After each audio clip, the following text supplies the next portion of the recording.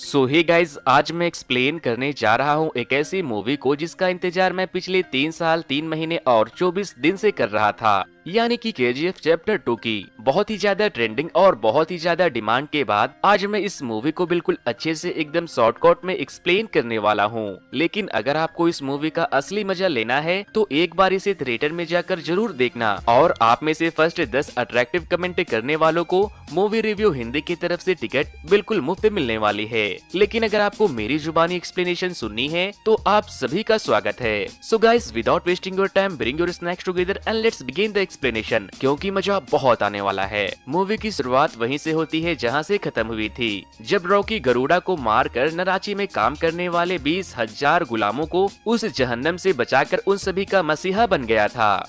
और फिर चैप्टर 1 के एंड में आनंद जी दीपा को रॉकी की एक और कहानी बताते हैं कि जब कुछ पुलिस वाले रॉकी को जेल में ले जाकर उससे उसका ड्राइविंग लाइसेंस मांगते हैं तो रॉकी गरुड़ा को मारने के बाद इतना ज्यादा पावरफुल हो चुका था कि वो सिर्फ अपनी ड्राइविंग लाइसेंस मंगवाने के लिए अपने बहुत सारे आदमियों और कई हेलीकॉप्टर को वहाँ बुलवा लेता है। फिर जब पुलिस वाले उसके आईडी में उसका नाम पढ़ते हैं तो उन बेचारों की तो होश ही उड़ जाते हैं। और अब हमें चैप्टर 2 के शुरुआत में ये पता चलता है कि आनंद जी जब दीपा को रॉकी की स्टोरी सुना रहे थे तो उन्हें एक हार्ट अटैक आ गया था, जिस वजह से वो अब हॉस्पिटल में एडमिट हो गए थे और उनकी कहानी अभी भी अधूरी थी। इसीलिए उनकी कहानी को पूरा करने आते हैं आनंद के बेटे विजेंद्र इंगैल्गी और वो दीपा से कहते हैं, मुझे नहीं पता मेरे बाप की लिखी हुई बुक रॉकी के लिए कितनी सही थी, मगर उनके बुक के अकॉर्डिंग नराची के लोगों के द्वारा बनाई हुई रॉकी की मूर्ति आज भी KGF में दफन है। जिस दिन वो स्टैचू आपको मिल जाए समझ जाना कि कहानी बिल्कुल सच्ची थी। और अब इसी के साथ विजेंद्र कहानी को सुनाना शुरू करते हैं और मूवी पहुंच जाती है पास्ट में, जहां गरुड़ा के मरने के बाद KGF में एंट्री होती है कमल, राजेंद्र, एंड्रियो और गुरु पांडेन की, जो कि अब PM बन चुका था। और उन सभी को ये लग रहा था कि गरुड़ा के मरने के बाद उसका छोटा भाई विराट KGF को संभालेगा, इसीलिए वो लोग उसका राज्य अभिषेक करने के लिए उसका वेट कर रहे थे। और तभी यहाँ पर एक हेलीकॉप्टर लैंड करती है और तभी वहाँ रॉकी की एक ग्रैंड एंट्री होती है और वो सूट बूट में गरुड़ा के चेयर पर जाकर बैठ जाता है, यानी कि उसने विराट को पहले ही मार दिया था और अब KGF का बाप रॉकी है। और रॉकी अपने साथ साथ रीना को भी उठाकर वहाँ ले आता है क्योंकि वो उसे लाइक करने लगा था। इसीलिए कमल को रॉकी पे बहुत गुस्सा आता है और वो कुछ ज्यादा ही चूचू कर रहा था, तो रॉकी गुस्से में आकर उसे वहीं सबके सामने सुलटा देता है, जिस वजह से वहाँ बैठे सभी लोग चुपचाप बैठ जाते हैं और समझ जाते हैं कि रॉकी KGF में गरुड़ा को मारने नहीं बल्कि KGF को जीतने आया था। लेकिन रॉकी बाकी के पार्टनर्स को नहीं मारता क्योंकि वो जानता था कि अगर उसने सभी को मार दिया तो बिजनेस किसके साथ करेगा। जिस पे राजेंद्र रॉकी से कहता है, गरुड़ा को मारने के लिए हमने एक रॉकी पैदा किया था, इस रॉकी को मारने के लिए एक और रॉकी पैदा नहीं हो सकता क्या? जिस पे अपना रॉक कहता है कि मेरे बाप से नहीं हो सका तो मेरे बाप की कसम किसी से भी नहीं हो सकेगा। It's mean I am one and only one piece. और अब रॉकी के आने के बाद KGF के लोगों की लाइफ भी बदल जाती है। उन्हें रहने के लिए घर और खाने के लिए अच्छे अच्छे खाने और पहनने के लिए ढंग के कपड़े भी मिलना शुरू हो जाते हैं, जिस वजह से वो लोग बाहर की जिंदगी छोड़कर यहीं KGF में रॉकी का हाथ थामकर रहने का ठान लेते हैं। फिर जब रॉकी रीना को अपने हेलीकॉप्टर में बैठाकर अपने महल में लेकर जा रहा होता है तो नीचे से पूरे KGF के लोग बहुत खुश होते हैं और उसे सर उठाकर सलाम ठोकते हैं। अब नेक्स्ट सीन में रॉकी गरुड़ा के खास सिपाही वनराम के पास में जाता है जिसे उसने बांध कर रखा था। रॉकी उससे बोलता है कि मैं वजीर को नहीं मार सकता, वरना फिर मेरे साम्राज्य को कौन चलाएगा। और रॉकी वनराम से कहता है, मुझे पता है कि KGF के अंदर एक नहीं बल्कि 9 माइंस है, जिसे तुम लोग सेक्टर 3/9 बोला करते थे। वनराम रॉकी की ये सब बात सुनकर शॉक्ड हो जाता है और कहता है, हाँ, लेकिन ये बात किसी को मालूम नहीं है क्योंकि सूर्यवर्धन चाहता था कि ये साम्राज्य हजारों साल चले, इसीलिए उसने बाकी के 8 माइंस को गुप्त रखा ताकि किसी की बुरी नजर KGF पे ना पड़े। फिर रॉकी वनराम को अपने साथ काम करने का ऑफर करता है और वो मान जाता है, जिसके बाद रॉकी KGF के बाकी के 8 माइंस को भी ओपन करवा देता है। नेक्स्ट सीन में हम देखते हैं कि KGF में रह रहे रॉकी के आदमी या फिर उन्हें रॉकी के फैंस ही समझ लो, वो लोग शूटिंग की प्रैक्टिस कर रहे होते हैं, लेकिन कोई भी अच्छा निशाना नहीं लगा पा रहा था। और फिर तभी रॉकी वनराम को वहाँ पर लाता है और उसके जरिए वो उन लोगों को ट्रेन करवाता है, जिसपे वनराम रॉकी से कहता है कि क्योंकि आउटपोस्ट 1 वाली ब्रिज से कोई भी कभी भी हमला कर सकता है, जिसके लिए हमें 300 वेल ट्रेंड आदमियों आदमियों की जरूरत पड़ेगी। फिर जब 8 नए माइंस ओपन होते हैं तो लोग काफी ज्यादा खतरा होने के डर से अंदर नहीं जा रहे थे, और तभी वहाँ रॉकी आता है और अपने फेवरेट हथियार यानी कि हथौड़े को लेकर खुद काम करने माइंस के अंदर अकेले चला जाता है। ये देखकर उसके सारे आदमी से लेकर बच्चे में भी वहाँ काम करने की मोटिवेशन आ जाती है। उधर काफी सारे बच्चे सारा दिन रॉकी रॉकी करने की वजह से रीना को उसके नाम से चिढ़ होने लगती है, जिसपे वो बच्चे रीना को केजीएफ घुमाने ले जाते हैं और रॉकी की पूरी सच्चाई बताते हैं कि कैसे उन्होंने उन सभी को जिंदगी दी है और किस तरह वो वहाँ काम करने वाली माओ और लड़कियों की इज्जत करते हैं। ये सब सुनने के बाद रीना रोने लगती है। दूसरी तरफ राजेंद्र और एंड्रयू दोनों ही रॉकी की तरक्की से परेशान हो जाते हैं और उसे खत्म करने का प्लान बनाने लगते हैं। वो लोग जानते थे कि ये काम रमिका सेन कर सकती है, क्योंकि वो एक बहुत ही पावरफुल और क्लेवर पॉलिटिशियन है। जिसके बाद अब हमें केजीएफ का सीन दिखाया जाता है, जहाँ पर रॉकी अपने सोने की वेयर हाउस में अपने आदमियों से कह रहा होता है, इतना सोना काफी नहीं है, हमें काम की स्पीड को बढ़ाना होगा। और तभी वहाँ ऊपर रखे हुए सोने के बॉक्स से एक तलवार नीचे गिरती है, जो कि अधीरा की थी, जिसे देखकर वहाँ काम कर रहे सारे मजदूर काफी डर जाते हैं और इधर उधर भागने लगते हैं। गाइस, अधीरा वो नाम है जिसके हिम्मत और तलवार की धार पे सूर्यवर्धन ने ये साम्राज्य बनाई थी। लेकिन धीरे धीरे करके केजीएफ ने इतनी ऊंचाई पकड़ ली कि उसे पाने के लिए लोग मरने के लिए तैयार थे, मारने के लिए तैयार थे और मरे हुए फिर से उठकर आने के लिए भी तैयार थे।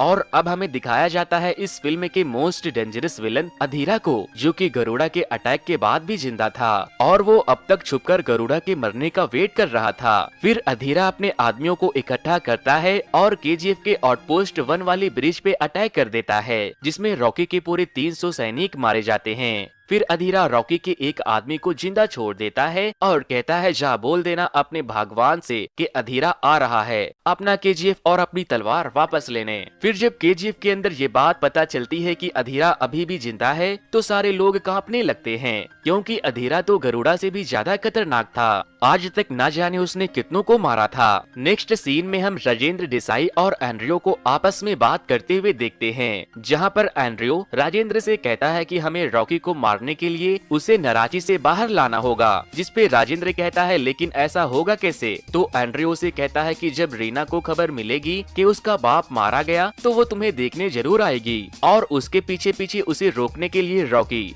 और ये कहकर वो राजेंद्र को शूट करके मार देता है। और इसी के साथ हमें ये पता चलता है कि एंड्रयू अब अधीरा से हाथ मिला चुका था। राजेंद्र के मरने की खबर सुनकर रीना फौरन अपनी कार लेकर केजीएफ से बाहर चली जाती है और एंड्रयू के प्लान के मुताबिक रॉकी भी बिना सिक्योरिटी के रीना को रोकने निकल जाता है। फिर रास्ते में अधीरा के लोग रीना को किडनैप कर लेते हैं, लेकिन रॉकी उन सभी को खूब धोता है। बट अधीरा, जो कि पहले से ही रॉकी पे निशाना लगाए खड़ा था, वो उसे अपनी गन से शूट कर देता है, जिस वजह से रॉकी वहीं गिर जाता है। रीना, जो कि कहीं न कहीं रॉकी को पसंद करने लगी थी, वो उसे इस हाल में देखकर रोने लगती है। लेकिन अधीरा रॉकी को जान से मारने के बजाय उसे जाने देता है, क्योंकि उसे पता था कि केजीएफ के लोगों के मन में रॉकी के लिए काफी सारी इज्जत और काफी सारा विश्वास था और वो चाहता था कि ऐसी टूटी फूटी हालत में जब रॉकी वापस जाएगा तो सबका विश्वास टूट जाएगा। और जब यहाँ पर रॉकी घायल हालत में वापस जाता है तो सच में सबका विश्वास उसके ऊपर से खत्म हो जाता है। उन्हें लगता है जब अधीरा रॉकी का ये हाल कर सकता है तो भला हम लोगों को क्या ही बख्शेगा। यहाँ दूसरी तरफ मुंबई में सिट्टी और बाकी सारे वो लोग जो कि रॉकी से नफरत करते थे, वो लोग रॉकी के सपोर्टर को जान से मरवा देते हैं। साथ में अगर कोई भी ट्रक केजीएफ से अंदर बाहर निकलता है तो अधीरा उन सभी लोगों को जान से मारकर वापस भेज देता है। इसी वजह से सभी लोग बहुत ज्यादा डर जाते हैं और अब केजीएफ में सिर्फ 8 दिनों का खाना बचा था। फिर सेट्टी घायल रॉकी को कॉल करता है और उसे धमकी देने लगता है। ये सुनकर रॉकी को काफी गुस्सा आता है और अब वो अपने मुंह बोले चचा को कॉल करता है, जो कि मुंबई में ही रहते थे, और उनसे एक आखिरी हेल्प मांगता है और अपनी हेलीकॉप्टर बुलवाता है और उसमें काफी सारे पैसों और सोने को लेकर रीना के साथ दुबई चला जाता है। रॉकी के अचानक वहाँ से चले जाने के बाद केजीएफ में रह रहे सारे लोगों को यही लगने लगता है कि रॉकी अधीरा से डरकर और उन सभी को मरने के लिए छोड़कर भाग गया है। पर असल में रॉकी दुबई जाता है इनायत खलील से मिलने के लिए। वो दुबई के अंदर रीना के साथ बीच पर बातें कर रहा होता है कि तभी इनायत खलील के आदमी उसे लेने के लिए आते हैं। फिर रॉकी खलील से मिलता है और उसे बिजनेस ऑफर करता है, लेकिन इनायत उसे मना कर देता है क्योंकि रॉकी की हालत खुद ही ठीक नहीं थी। और वो कहता है एक तो तुम्हारे पीछे अधीरा है और दूसरा सिट्टी जो तुम्हारे खून के प्यासे हैं, और एक गार्ड के गन को चेक करने लगता है। तभी इनायत को मुंबई से कॉल आता है और उसे पता चलता है कि रॉकी ने दुबई में बैठे बैठे ही अपने मुंह बोले चचा की मदद से खलील के मुंबई में रह रहे सारे आदमियों को मरवा दिया है। साथ ही यहाँ खलील जिसे अपना गार्ड समझ रहा था वो सारे रॉकी के द्वारा खरीदे जा चुके थे। इसीलिए रॉकी अपनी ताकत और क्लेवर माइंड का इस्तेमाल करके खलील को अपने साथ बिजनेस करने के लिए मजबूर कर देता है। और फिर रॉकी वापस से केजीएफ की तरफ जाता है और वनराम को सोने से भरे ट्रक को बाहर निकालने को बोलता है। ट्रक के बाहर आते ही अधीरा उन पे अटैक कर देता है। फिर रॉकी उस ट्रक से खुद बाहर निकलता है और उसके साथ साथ सभी ट्रक में सोने की जगह रॉकी के ही आदमी भरे थे। और इस बार रॉकी दुबई से ऐसी ऐसी गन लेकर आया था जिसके सामने अधीरा के गन टिक नहीं पाते, और यही वजह थी कि रॉकी इतने सारे पैसे और सोना लेकर दुबई गया था। फिर खूब ज्यादा फायरिंग होने के बाद अधीरा के सारे आदमी रॉकी के हाथों मारे जाते हैं। रॉकी चाहता तो अधीरा को भी मार सकता था, लेकिन वो उसे बख्श देता है और साथ ही साथ वो अलग अलग पॉलिटिशियन को धमकी देकर गुरु पांडियन के सरकार को भी गिरने से बचा लेता है। अब इसी तरह से रॉकी का बिजनेस धीरे धीरे बहुत बढ़ जाता है क्योंकि वो लगातार 9 माइंस से सोना निकाल रहा था।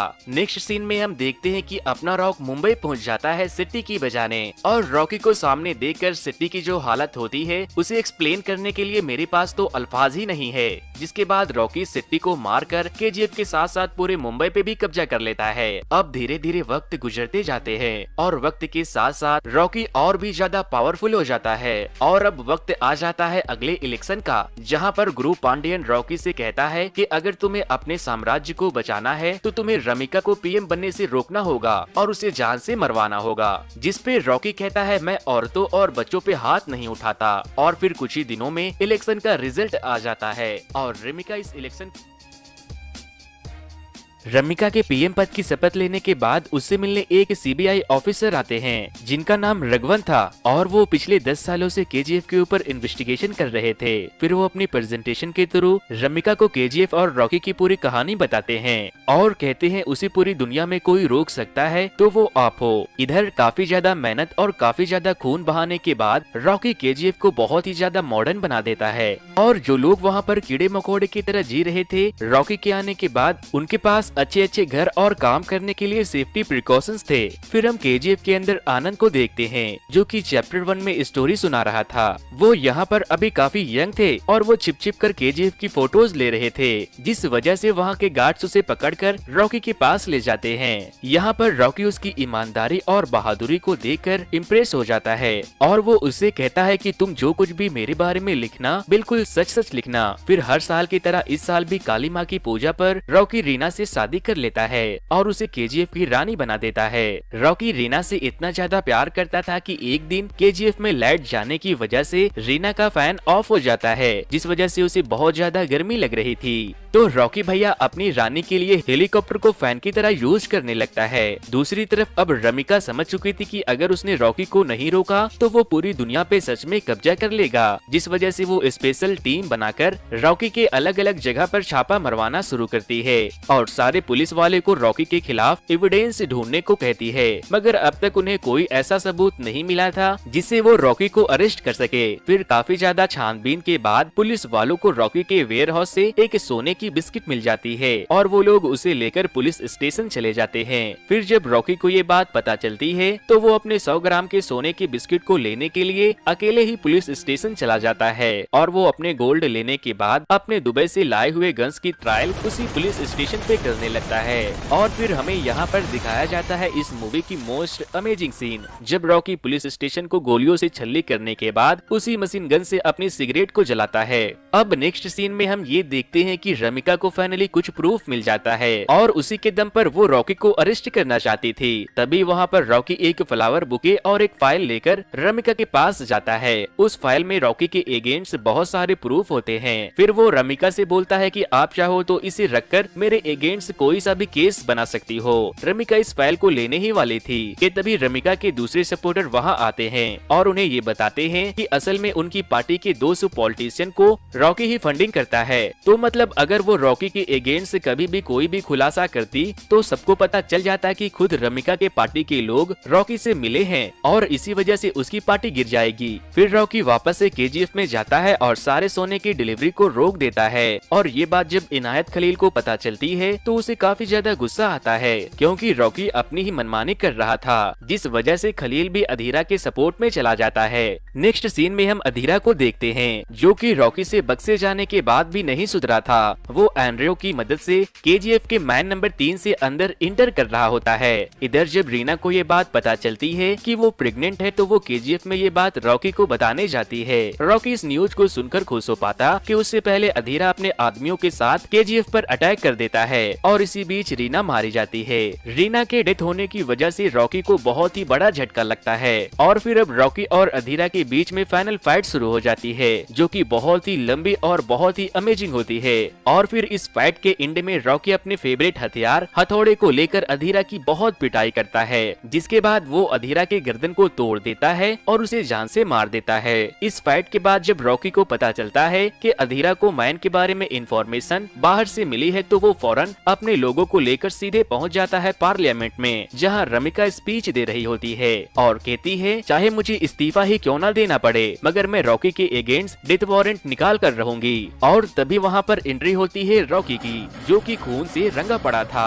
वो वहाँ जाते ही अपने गन से गुरु पांड्यन को शूट करके मार देता है क्योंकि वो आखिरी आदमी गुरु पांड्यन ही था जो कि अधीरा की हेल्प कर रहा था और फ्रॉम द स्टार्टिंग पीछे से सारी चालें पांड्यन ही चल रहा था ताकि वो केजीएफ पर अपना हुकूमत चला सके। नेक्स्ट सीन में हम देखते हैं कि रमिका रॉकी के खिलाफ डेथ वारंट साइन कर रही होती है क्योंकि रॉकी ने सबके सामने एक पॉलिटिशियन को मारा था जो कि काफी था रॉकी को मारने के लिए। इसीलिए रॉकी को मारने के लिए केजीएफ में बहुत बड़ी फोर्स आती है जो वहाँ रहने वाले सभी लोगों को बाहर निकाल देते हैं ताकि वो रॉकी को आसानी से ढूंढ कर मार सके। लेकिन अंदर जाने के बाद उन्हें पता चलता है कि रॉकी अपने महल में है ही नहीं। नेक्स्ट सीन में हमें रॉकी एक शिप पर दिखाई देता है और उस शिप में अभी तक का सारा सोना रखा होता है और इसी के साथ रॉकी अपने माँ से किया हुआ वादा पूरा करता है। लेकिन रॉकी अपनी माँ के साथ साथ रीना को भी खो देने के बाद काफी दुखी था, जिस वजह से वो इस जिंदगी से तंग आ चुका था, इसीलिए वो अब मरना चाहता था। और फिर वो अपनी लोकेशन रमिका को बता देता है और रमिका के फोर्स आकर रॉकी के शिप पर अटैक कर देते हैं, जिस वजह से सोने से भरी शिप के साथ साथ रॉकी भी समुद्र के गहराइयों में समा जाता है।